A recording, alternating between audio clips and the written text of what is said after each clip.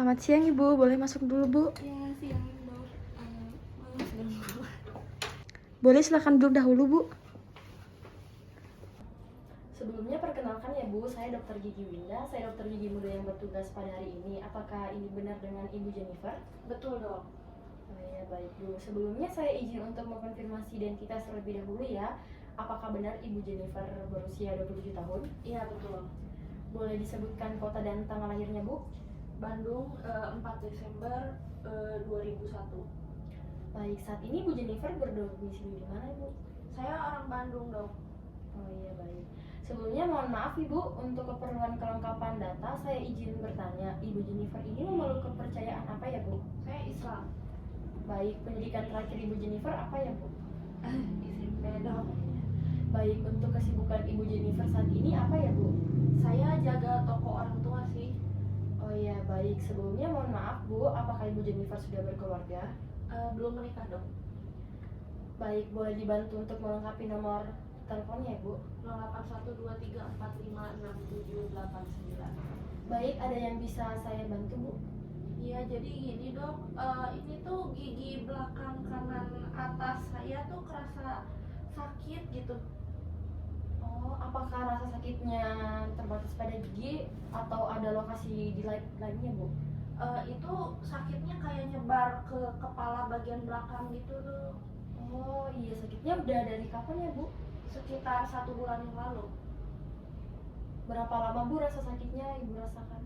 Udah sebulan berarti kalau sampai sekarang. Oh, mungkin boleh diceritakan Bu awal mula Ibu merasakan keluhannya? Jadi itu kurang lebih 1 bulan lalu itu si gigi saya yang kanan atas belakang kerasa sakit.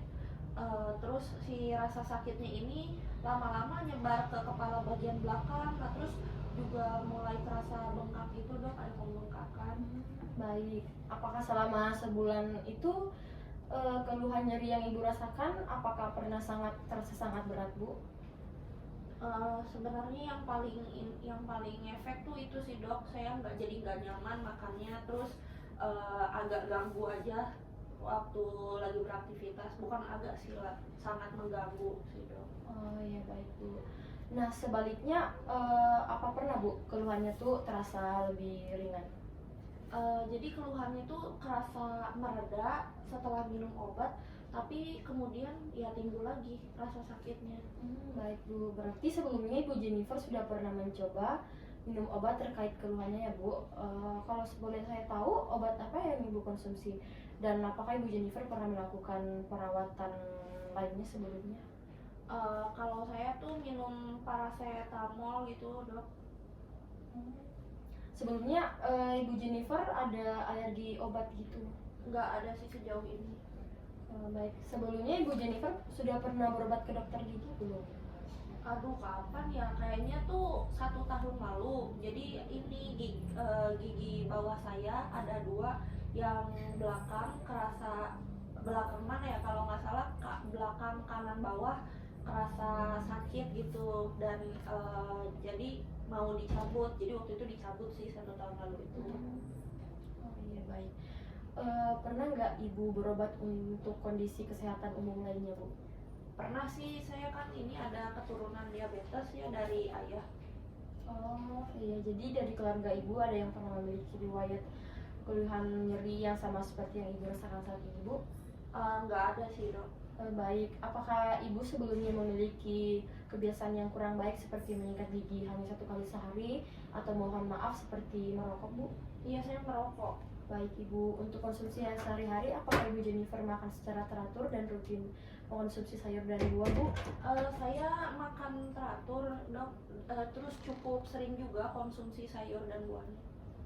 Baik, jadi Bu Jennifer ini memiliki keluhan nyeri pada gigi kanan atas belakang yang terasa hingga kepala belakang sejak 1 bulan yang lalu ya Bu, dan sudah terasa adanya pembengkakan. Nah, keluhan Ibu tersebut itu membuat Ibu menjadi tidak nyaman untuk makan dan cukup mengganggu aktivitas Ibu. Nah, sebelumnya Ibu Jennifer sudah pernah juga mengobati keluhan dengan obat paracetamol. Keluhan terasa reda tetapi timbul kembali. Nah, Ibu Jennifer juga sebelumnya sudah pernah ke dokter gigi untuk pencabutan gigi berlubang dan pernah mengalami nyeri pada 2 gigi bawah kanan belakang. Ibu juga pernah berobat terkait dengan kondisi diabetes. Kemudian keluarga Ibu Jennifer juga tidak memiliki riwayat keluhan nyeri yang serupa. Lalu Ibu Jennifer juga memiliki kebiasaan merokok. Sekiranya apakah ada lagi yang ingin disampaikan, Bu? Nggak ada sih dok, ya semoga itu aja sih, keluhan nyerinya itu cepat sembuh aja sih gitu. Pada posisi ergonomis dengan operator tangan kanan itu terdapat 4 zona. Yang pertama ada zona operator sebagai tempat duduk atau area kerja dokter gigi, yang dimana dia dari pukul 7 hingga 12. Kemudian yang kedua ada zona statis sebagai area penempatan meja instrumen yang bergerak dari pukul 12 hingga pukul 2. Kemudian yang ketiga ada zona asisten sebagai tempat duduk atau area kerja asisten yang posisinya dari pukul 2 hingga 4. Kemudian yang terakhir ada zona transfer sebagai area transfer instrumen antara dokter gigi dan asisten yang posisinya di mana pukul 4 hingga pukul 7. Kemudian untuk posisi operator saat bekerja, yang pertama lengan dan paha paralel dengan lantai, kemudian sudut pinggul 90 derajat, kepala dapat digerakkan ke depan dalam jarak 0 hingga 15 derajat, kemudian pundak sejajar garis horizontal, lalu hindari terbentuknya sudut siku dengan tubuh bagian atas yang lebih dari 20 derajat, lalu hindari sudut lengan atas dan bawah kurang dari 60 derajat. Kemudian untuk pemposisian jari kelingking lebih rendah dari ibu jari, pergelangan tangan lurus dengan lengan atas, lalu posisi lengan dapat diangkat dengan 10 hingga 25 derajat dari sumbu horizontal, lalu sudut paha dan sudut betis itu 110 derajat atau lebih. Telapak kaki menapak lantai dengan posisi salah satu kaki dekat dengan pedal drive, lalu jarak mulut dengan pasien itu 35 hingga 45 cm dari jarak instrumen, yaitu 20 hingga 35 cm ke mata, dan posisi lampu dental chair tepat ke area kerja. Nah, lalu untuk posisi pasien untuk instrumentasi rahang atas adalah posisi supin atau terlentang di mana kepala dan kaki pasien itu berada pada tingkat yang sama. Kemudian untuk posisi asisten itu dia duduk sedekat mungkin dengan pasien dengan kaki yang paralel sumbu panjang badan pasien. Lalu asisten juga mempertahankan urutan instrumen dan bahan sesuai penggunaannya. Lalu mengarahkan ujung kerja instrumen mengarah ke atas untuk instrumen rang atas. Jadi setelah dilakukan anamnesa pada pasien, selanjutnya itu melakukan pemeriksaan objektif. Nah, pada pemeriksaan objektif itu ada 3 pemeriksaan. Yang pertama ada pemeriksaan vital sign, pemeriksaan ekstraoral, dan pemeriksaan intraoral. Nah, yang pertama dilakukan itu adalah pemeriksaan vital sign yang mencangkup kesadaran pasien, denyut nadi, respirasi, suhu tubuh, dan tekanan darah. Baik Bu Jennifer, jadi tadi setelah dilakukan pemeriksaan tanda vital, selanjutnya kita akan lihat dan evaluasi hasilnya ya Bu. Iya dok. Ya Bu, jadi kalau kita lihat untuk hasil pemeriksaan vital dari Ibu Jennifer, jadi di sini tuh untuk kesadaran Bu Jennifer ini memiliki kesadaran yang normal ya. Artinya Ibu Jennifer dalam keadaan yang sadar dan responsif. Kemudian untuk denyut nadinya itu 100 kali per menit ya, artinya normal. Lalu suhu tubuh juga berada dalam batas normal, yaitu 37 derajat Celcius. Nah, untuk tekanan darahnya yaitu 120/80 ya, yang artinya juga normal Bu. Jadi secara keseluruhan di sini menunjukkan bahwa kondisi fisik Ibu Jennifer ini bagus ya Bu. Oke dok, siap, baik. Baik Ibu. Nah, sejauh ini mungkin ada yang ingin ditanyakan terlebih dahulu sebelum kita lanjut ke pemeriksaan berikutnya? Sudah dok, tidak ada. Oke, kalau gitu kita lanjutkan ke pemeriksaan berikutnya ya Bu. Baik Bu, saya izin untuk memeriksa bagian wajah dan rongga mulut Ibu ya Bu. Punten ya Bu. Setelah dilakukan beberapa tanya jawab, sekarang saya akan memberikan penjelasan dan perencanaan atau explanation dan planning. Nah, jadi di sini saya akan melakukan sesi penjelasan sekaligus mengisi formulir mengenai edukasi terintegrasi pasien dan keluarga. Nah, di sini saya akan mulai dari poin yang pertama ya Bu. Iya. Baik Bu, jadi di sini saya akan menginformasikan. Nah, kalau sebagai pasien itu Ibu memiliki hak dan kewajiban yang akan didapat. Nah, sebagai pasien itu Ibu itu berhak mendapatkan informasi, privasi, persetujuan, dan perhentian perawatan ya Bu. Nah, sebagai pasien juga Ibu ini berkewajiban untuk memberikan informasi yang jujur, mengikuti perawatan, dan membayar perawatan. Baik Bu, saya lanjutkan. Di sini saya mohon izin untuk menyampaikan hasil diagnosis keseluruhan ya Bu berdasarkan pemeriksaan yang telah dilakukan ya Bu. Nah, di sini jadi Ibu ini mengalami infaksi, karies, gingivitis, dan fluorisis. Ya, bagaimana itu dok? Nah, baik Bu. Nah, di sini saya akan menjelaskan mengenai bagaimana hasil pemeriksaan saya digabungkan gejala yang ibu alami dapat memberikan diagnosis ya Bu.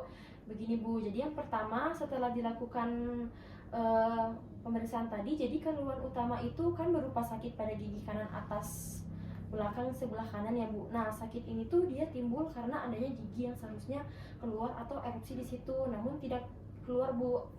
Lalu keluhan ini biasanya namanya itu impaksi. Nah, makanya kenapa ibu sering mengalami rasa sakit yang juga menjalar ke kepala. Nah, di sini juga itu gigi ibu yang impaksi yaitu gigi geraham kanan atas atau di kami itu disebut dengan gigi 18. Nah, sesuai dengan keluhan ibu yaitu sakit berdenyut dan bengkak juga. Jadi, bengkak yang ibu rasakan di daerah pipi itu karena adanya infeksi ini, Bu. Nah, Iya dok.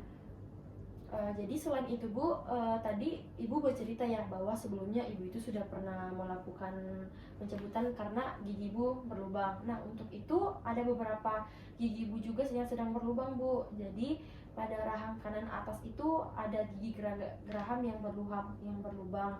Kemudian pada rahang kiri atas itu terdapat 2 Bu, gigi yang berlubang. Kemudian pada rahang bawah kanan juga itu terdapat gigi premolar yang berlubang juga Bu. Berarti ada total 4 gigi yang berlubang ya Bu. Nah, semua yang berlubang ini sudah agak cukup dalam Bu, yaitu dia tuh sudah mencapai dentin. Nah, ini juga itu terlihat Bu dari gambaran radiologinya. Iya dok. Iya. Nah, kemudian tadi ibu juga kan ada keluhan mengenai gusi yang berdarah ya Bu kalau sedang menyikat gigi. Nah, jadi hal ini tuh bisa terjadi karena pada rahang bawah kanan ibu ini sudah terjadi peradangan pada gusinya Bu, atau di kami itu disebut dengan gingivitis. Nah, salah satu faktor pencetus juga itu karena kebiasaan merokok Bu. Jadi bisa jadi didukung dengan adanya histori diabetes di keluarga ibu. Jadi di bagian gingivitis ini itu disebabkan oleh penumpukan plak bakteri di gigi-gigi pada area gigi tersebut. Iya dok. Nah, iya Bu. Lalu kemudian kalau dilihat dari arah depan, mungkin ibu juga bisa melihat sendiri di cermin. Nah, ini pada gigi seri depan warna gingiva itu ada perubahan, nah yaitu berubah sedikit menjadi sewarna kapur. Nah, hal ini tuh dinamakan fluorosis Bu. Nah, jadi pada gigi ibu yang bagian depan itu dia terjadi perubahan warna. Iya baik Bu. Baik dok. Baik, jadi di sini saya akan menjelaskan perawatan, pengobatan, rujukan, dan resep yang akan ibu jalani dan terima untuk masing-masing diagnosisnya ya Bu. Iya dok. Baik Ibu, jadi untuk yang pertama yaitu gigi impaksi. Nah, pada gigi impaksi ini akan dilakukan odontectomy atau prosedur bedah yang dilakukan untuk mencabut gigi impaksi pada rahang Ibu. Nah, sebelum itu saya akan merujuk Ibu ke spesialis penyakit dalam terlebih dahulu karena di sini Ibu mempunyai riwayat diabetes ya Bu. Nah, rujukan ini diperlukan untuk mengetahui apakah gula darah Ibu terkontrol atau tidak. Kemudian nanti Ibu akan diberikan pemberian anestesi lokal, yaitu gusinya akan diinsisi dan giginya akan diambil kemudian ditutup dengan penjahitan. Kemudian komplikasi termasuk infeksi, perdarahan yang berlebih atau kerusakan saraf, pembengkakan dan rasa nyeri yang berkelanjutan. Namun ibu tidak perlu khawatir karena prediksi kesembuhan setelah odontektomi biasanya baik jika perawatan pasca operasinya diikuti dengan benar. Baik, kemudian untuk diagnosis 4 gigi yang berlubang tadi, yang berlubangnya sudah sampai ke dentin, akan kami lakukan penambalan dengan komposit. Nah, baik, kemudian untuk rahang bawah kanan yang mengalami gingivitis, ibu akan menjalani terapi berupa scaling untuk membersihkan plak dan karang gigi yang menumpuk pada permukaan gigi dan di sekitar gusi dengan instrumen scaler. Iya dok. Nah, baik, dari semua perawatan yang nanti akan ibu jalani, kami selalu berkomitmen untuk menggunakan peralatan medis yang steril dan yang aman. Seluruh peralatan seperti instrumen bedah, disinfeksi, dan disterilkan sesuai dengan pedoman medis. Ini termasuk alat-alat untuk odontektomi, penambalan, dan scaling. Kami juga memastikan bahwa staf kami menggunakan perlindungan pribadi seperti sarung tangan, masker, dan pelindung mata selama prosedur untuk melindungi pasien dan diri mereka sendiri. Iya baik dok. Baik Ibu, jadi untuk saat ini perawatan khususnya untuk odontektomi itu sebenarnya belum bisa dilakukan karena gigi Ibu ini masih dalam keadaan yang sakit. Jadi saya akan memberikan obat dengan harapan minggu depan gigi ibu sudah tidak sakit lagi, dan sehingga kita bisa lakukan perawatan sembari menunggu surat dari dokter penyakit dalam. Jadi untuk obatnya itu berupa anti nyeri ibuprofen, clindamycin dan clindamycin ya Bu. Itu ada efek sampingnya ya nggak ya dok? Untuk efek samping dari ibuprofen sendiri dan clindamycin itu jadi nanti lambungnya itu seperti terasa iritasi atau tukar lambung, mungkin juga biasa mual, muntah, diare, adanya gangguan tidur dan pusing. Nah untuk clindamycin itu dapat menimbulkan ruam di kulit. Kemudian kedua obat ini dapat digunakan bersama-sama dan selama penggunaannya itu sesuai aturan maka akan baik-baik saja. Ah iya baik dok. Nah, kemudian untuk makanan sebenarnya tidak ada yang harus khusus dihindari, Bu. Namun lebih baik hindari konsumsi susu saat meminum obat serta tidak mengkonsumsi alkohol dan makanan yang pedas terlebih dahulu ya, Bu. Oke. Baik Ibu, nah selain perawatan tadi, Ibu juga harus memperhatikan diet dan nutrisi. Nah untuk kesehatan gusi, Ibu bisa konsumsi makanan yang tinggi serat seperti buah, sayuran, dan biji-bijian. Nah selain itu juga Ibu bisa mengonsumsi vitamin C. Untuk gigi yang berlubang tadi, Ibu juga perlu memperbanyak konsumsi makanan yang mengandung kalsium seperti produk susu, ikan yang berlemak, dan sayuran yang berdaun hijau. Nah untuk kesehatan gigi dan kesehatan umum, karena Ibu juga tadi ada riwayat diabetes, maka saya sarankan untuk mengurangi nyemil terutama yang manis-manis ya Bu. Nah baik Bu, jadi jika setelah perawatan Ibu mengalami sakit kembali, nanti saya akan meresepkan anti nyeri ya Bu. Baik dok. Baik Ibu, jadi selanjutnya untuk proses rehabilitasi, selain dari makanan tadi, Ibu juga harus memperhatikan agar kebiasaan-kebiasaan Ibu tidak menyebabkan penyakit ini kambuh lagi Bu. Nah penyakit mulut ini dapat terjadi karena selain konsumsi makanan tadi, Ibu juga kurang memperhatikan kesehatan gigi walaupun sudah menyikat gigi sebanyak 2 kali sehari. Nah kemudian Ibu bisa melakukan flossing untuk membersihkan sela-sela pada gigi agar tidak terkumpulnya plak atau karang gigi. Kemudian Ibu juga harus memperhatikan penggunaan fluoride karena Ibu ini tadi ada fluorosis ya. Kemudian Ibu juga dianjurkan untuk cek ke dokter gigi 6 bulan sekali ya Bu, agar tidak terjadi penyakit yang sudah parah seperti ini.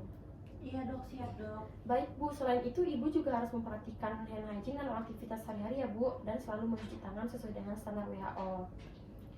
Kemudian baik Bu, untuk poin-poin yang sudah saya sebutkan di atas tadi mengenai hak dan kewajiban pasien, penyakit, diagnosa, perawatan, efek samping, pengobatan, dan rehabilitasi, apakah sudah mengerti semua atau ada yang perlu saya ulang? Saya sudah mengerti, sudah cukup dok. Baik Bu, untuk semua diagnosis, perawatan, dan edukasi sudah disampaikan. Sekarang saya mohon izin untuk menyampaikan hasil dari beberapa asesmen atau penilaian terkait gigi dan mulut Ibu ya. Nah, baik. Jadi setelah tadi semua penjelasan mengenai diagnosis dan asesmen, Ibu dianjurkan untuk mengurangi atau menghapus kebiasaan merokok karena merokok itu sangat berpengaruh pada kesehatan gigi dan mulut. Selain itu juga seperti yang sudah saya sebutkan tadi, untuk mengurangi konsumsi nyemil, terutama gula, dan berkunjung ke dokter gigi 6 bulan sekali. Nah kemudian saat menyikat gigi pun sudah bagus Ibu dengan 2 kali sehari. Namun bisa digunakan alat bantu seperti dental floss atau obat kumur. Siap dok. Baik Bu, sampai sini adakah yang ingin ditanyakan lagi? Nggak ada dok. Baik Bu, kalau begitu saya izin konfirmasi ya Bu. Jadi pada hari ini Ibu Jennifer telah dilakukan penilaian dan pemeriksaan, lalu didapatkan hasil bahwa Ibu ini mengalami infaksi, karies, gingivitis, dan fluorisis, serta kesehatan giginya yang buruk. Nah kemudian untuk infaksi Ibu akan dirawat dengan odontektomi yang akan dilakukan pada minggu depan. Selain itu untuk karies akan dilakukan penambalan, dan untuk gingivitis akan dilakukan scaling. Oke dok, siap. Baik Ibu, saya sudah membuat surat rujukan untuk mengecek kontrol diabetes ke Ibu ke penyakit dalam. Saya juga akan memberikan obat untuk gigi berdenyutnya Ibu, sehingga pada minggu depan diharapkan Ibu datang dengan kondisi gigi yang sudah tidak sakit lagi dan dengan surat dari dokter spesialis dalam, dan bisa kita lakukan odontektomi.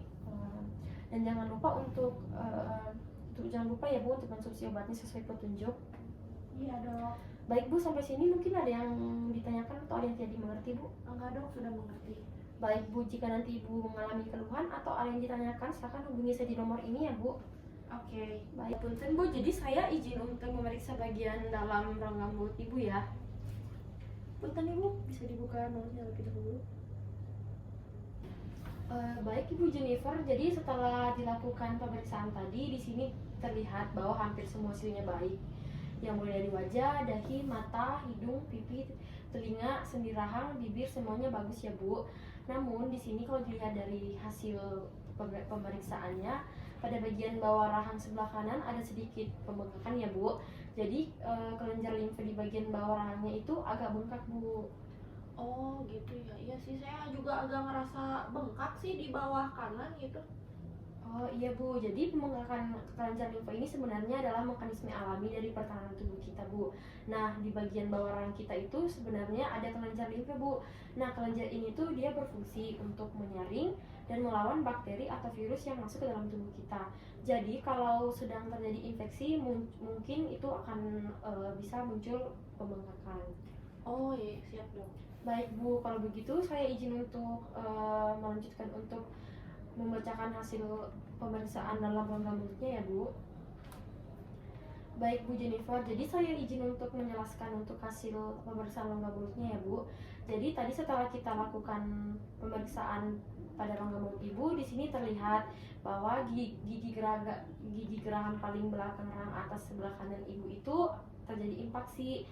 Jadi giginya itu hanya tumbuh sebagian saja karena ruang gusinya itu tidak cukup. Nah gigi ini juga tadi terlihat ada lubangnya nih, dan gusi di sekitarnya itu agak ada sedikit bengkak ya Bu. Nah makanya kenapa Ibu sering mengalami rasa sakit yang juga menjalar ke kepala. Dan karena letaknya di paling belakang, jadi memang agak sulit untuk dibersihkan, sehingga tadi kalau dilihat cukup banyak plaknya ya Bu pada gigi tersebut. Oh gitu ya ternyata. Iya, terus bagaimana lagi dok? Iya Bu, nah selanjutnya pada gigi depan rahang atas Ibu itu ada fluorosis atau terjadi sedikit perubahan warna seperti kapur. Nah artinya gigi Ibu itu sudah mulai memiliki tanda-tanda awal yang akan terjadi kerusakan. Oh, terus gimana dok? Nah untuk di rahang atas jadi ada 4 gigi yang berlubang. Nah berlubangnya ini kalau diperiksa dan kalau dilihat dari radiografi itu dia sudah terlihat cukup dalam Bu. Iya, oke dok. Baik Ibu, selanjutnya saya izin bertanya Bu, biasanya apakah suka berdarah gusinya Bu ketika sedang menyikat gigi? Kadang itu kalau saya sikat gigi terlalu kencang, yang gusi-gusi bawah itu suka berdarah sih dok. Nah iya Bu, jadi ini tuh sebenarnya ada kaitannya dengan plak dan kalkulus atau karang gigi. Nah di sini itu berkaitan dengan yang namanya gingivitis atau peradangan di gusi. Oh gitu ya. Ternyata banyak juga ya masalahnya ya. Iya, tapi nggak apa-apa Bu, nggak usah khawatir. Nanti kita beri perawatan satu persatu ya Bu, agar gigi dan gusinya bisa membaik dan tidak timbul permasalahan lainnya lagi. Oke siap. Mungkin ada yang ingin Ibu tanyakan terlebih dahulu mengenai evaluasi hasil pemeriksaan dari rongga mulutnya Bu? Oh nggak ada lah dok, ya udah ngikut aja gimana baiknya perawatannya, gimana ikut aja kok. Baiklah kalau begitu Bu. Di sini saya akan menanyakan beberapa pertanyaan untuk karya stress assessment ya Bu. Nah jadi karya stress assessment ini adalah merupakan suatu alat ukur untuk menilai tingkat risiko gigi Ibu yang terkena karies atau berlubang. Nah kita mulai ya Bu. Apakah Ibu suka makan makanan atau minum-minuman yang manis Bu? Dan misalnya jika Ibu suka, mungkin berapa kali dalam sehari Bu? Wah saya suka banget kalau makan makanan manis, saya 4 kali mungkin ya sehari ada. Kalau minuman manis ya minimal sebotol lah sehari. Wah, jadi Ibunya suka makanan-makanan yang manis ya. Mungkin mulai dikurang-kurangi ya Bu, karena makanan manis itu bisa buat gigi jadi lebih gampang berlubang. Nah, kalau boleh tahu Bu, Ibu sikat giginya berapa kali sehari Bu? Nah, kemudian kalau sikat giginya apakah pasta giginya yang berfluoride atau tidak Bu? Aku 2 kali sehari. Untuk pasta giginya aku pakai Pepsodent, kayaknya itu ada fluoride-nya. Oh iya, bagus Bu. Sudah rajin sikat gigi ya. Biasanya kapan Bu sikat giginya? Biasanya waktu mandi pagi sama sore gitu. Oh iya, mungkin lebih baik sikat giginya itu pagi setelah sarapan dan malam sebelum tidur ya Bu, supaya giginya itu bersih dari sisa makanan. Nah selain sikat gigi, apakah Ibu melakukan perlindungan tambahan untuk giginya, misal dengan mengkonsumsi permen karet yang mengandung xylitol? Enggak, saya enggak aneh-aneh lagi, cuman sikat gigi aja. Oh iya, baik. Apakah Ibu rutin ke dokter gigi Bu? Atau jika rutin berapa bulan sekali? Dan mungkin apakah pernah Ibu diberikan fluor tambahan? Enggak, waktu berobat ke dokter gigi. Aku ke dokter gigi ya kalau sakit gigi aja, kalau enggak ya enggak. Tapi kalau fluor tuh kurang paham juga ya, kalau nggak salah sih belum pernah. Oh iya, mungkin Ibu sibuk ya. Iya. Nah, ya, tapi kalau bisa diusahakan lagi ya, minimal itu 6 bulan sekali supaya bisa mencegah gigi rusak atau gigi terasa sakit. Oke dok. Baik Ibu, jadi selanjutnya ini Bu, setelah melihat keadaan gigi dan mulut Ibu, untuk hasil OHIS-nya itu masuk dalam kriteria yang sudah buruk ya Bu, dengan rincian kriteria depresinya itu dengan indeks 3, kemudian kalkulusnya itu di indeks 2,6 dan skor OHIS-nya itu di 6 Bu. OHS itu apa dok? Oh ya, jadi OHIS itu merupakan suatu alat ukur untuk menilai kebersihan mulut dan gigi Kak Jennifer.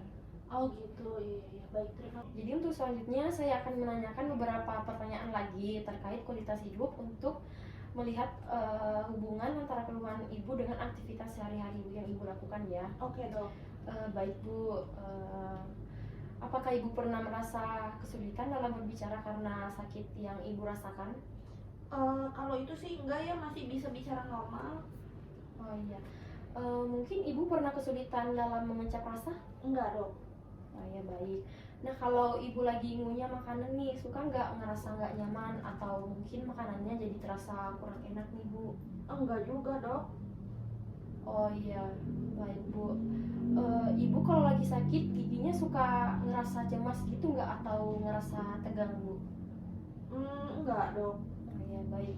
Ibu pernah nggak merasa malu karena masalah gigi Ibu yang alami?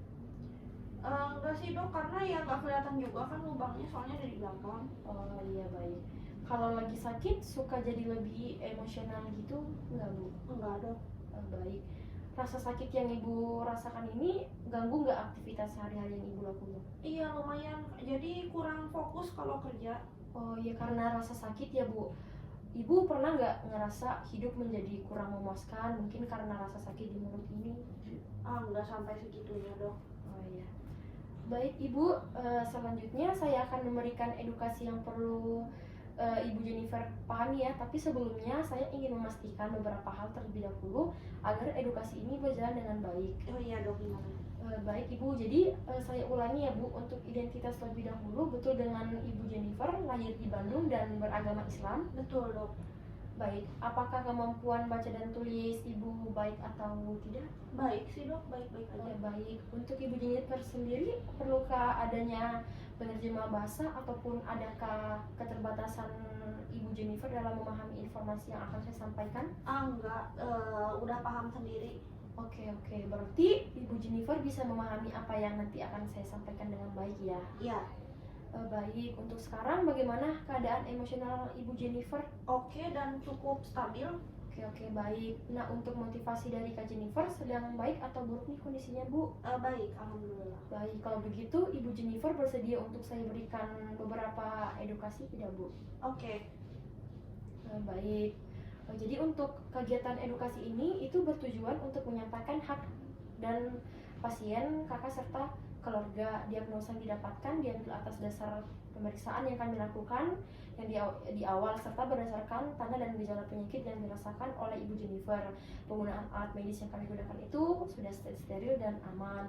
Lalu untuk hasil pemeriksaan itu tidak menunjukkan adanya komplikasi yang timbul. Lalu Ibu Jennifer juga ini bisa melakukan perawatan yang sesuai dengan yang akan saya arahkan, dan jangan lupa untuk kontrol serta menjaga kebersihan diri sendiri ya Bu. Oke dok. Baik, itu yang mungkin bisa saya sampaikan sebagai bahan edukasi. Ibu Jennifer bisa menandatangani di formulir ini, betul Ibu? Iya dok. Selamat pagi dok. Iya, selamat pagi Bu. Benar dengan Ibu Jennifer ya? Iya betul dok, pas udah lupa. Ya, gimana kabarnya? Iya, alhamdulillah sih sekarang baik. Oh iya, bagaimana nih giginya Bu? Kalau gigi udah nggak sakit sih dok, setelah minum obat kemarin. Oh, syukur ya Bu. Ini bukan dok, saya bawa hasil rujukan penyakit dalam. Oh iya, saya kami lihat dulu ya. Iya siap dok. Oh iya, baik Bu. Jadi di sini tuh karena gula darah Ibu sudah dalam kondisi yang terkontrol dan keluhannya itu hilang setelah meminum obat, untuk rencana perawatan orodontektomi itu sudah dapat kita lakukan. Nah, sebelumnya kita lihat sama-sama lagi ya Bu untuk gambaran ronsennya di sini. Jadi pada gambar ini tuh terlihat adanya infeksi salah satu dengan posisi mesioangular. Jadi dia itu terlihat adanya gambaran gigi yang tumbuh sebagian dan posisi giginya itu miring. Kemudian untuk rencana perawatan yang dapat dilakukan adalah odontektomi. Nah, jadi odontektomi ini merupakan pembedahan untuk mengeluarkan benih gigi ibu yang terbenam. Apa sebelumnya mungkin ada yang ingin ditanyakan, Bu? Itu ada efek sampingnya nggak ya, Dok? Nah, jadi setelah dilakukan pembedahan itu biasanya terdapat pembengkakan dan bisa adanya perasaan yang kurang nyaman, Bu. Oh, gitu. Tapi nggak apa-apa ya, Dok? Iya, nggak apa-apa soal nggak perlu khawatir karena hal itu memang merupakan bagian dari proses penyembuhan. Baik Bu, apakah sekiranya Ibu berkenan untuk tindakan perawatan pembedahan penjemputan benih gigi ini Bu? Iya. Baik, kalau begitu boleh tanda tangan di sebelah sini terlebih dahulu ya Bu untuk lembar preskripsi tindakannya. Iya, sudah, Dok. Baik, terima kasih Bu. Selanjutnya kita akan menuju ke ruang perawatan ya Bu. Oke, Dok. Baik Ibu, jadi saya akan menyiapkan surat resep obat analgesik untuk meredakan nyeri serta antibiotik untuk menjaga infeksi bakteri ya Bu. Nah, obat ini nantinya diminum sesuai anjuran apotek. Kemudian di sini juga saya akan menginformasikan mengenai diet dan nutrisi serta rehabilitasi ibu sepulang dari sini. Nah, jadi ibu ini perlu makanan yang ibu konsumsi untuk meminimalkan risiko komplikasi dan memaksimalkan penyembuhan. Nah, jadi ibu bisa pilih makanan-makanan yang lembut dan mudah dikunyah seperti sup, yogurt, puding dan es krim. Kemudian harus menghindari makanan yang perlu digigit atau tajam seperti makanan keras, keripik dan makanan yang pedas. Kemudian harus juga menghindari minuman yang beralkohol atau minuman yang berkarbonasi. Kemudian tidak boleh menggunakan sedotan saat minum. Lalu pastikan untuk mengonsumsi nutrisi yang mencukupi termasuk protein, vitamin, mineral untuk mendukung penyembuhan. Sampai sini mungkin ada yang ditanyakan dahulu? Aku nggak ada sih, Dok. Udah cukup. Baik, nantinya apabila ada yang ingin ditanyakan kembali atau ada keluhan, bisa menghubungi nomor yang sama ya Bu. Selanjutnya kita akan jadwalkan pertemuan kontrol 1 minggu dari sekarang ya Bu untuk mengevaluasi hasil perawatannya. Oke, Dok. Siap. Baik, sama-sama. Ya, terima kasih banyak ya, Dok. Iya.